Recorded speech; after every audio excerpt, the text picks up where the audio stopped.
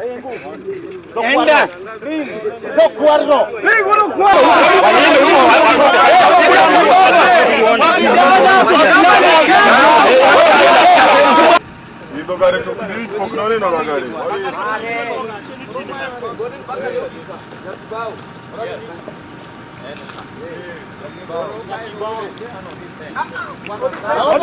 Mimi nimefika hapa mpaka nikapata hii maeka na mandugu zangu. Hakuna mtu.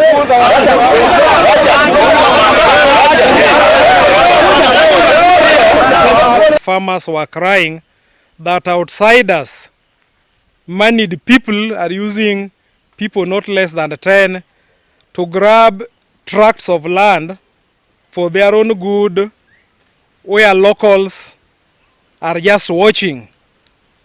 I'm very, very happy on the pronouncement by them and us leaders that from today, no known person will have a maximum of 5 acres. Ilikuwa mtu ako na eka 20, mtu ako na eka 50, mtu ako na eka 100 na mama mzee hata hana, lakini sasa kila mtu atakuwa.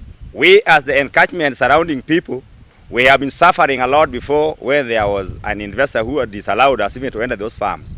But right now we are very happy because the national government has allowed us to go there and we can even get food, so we can even feed the whole country of Kenya from those products we're getting from those farms.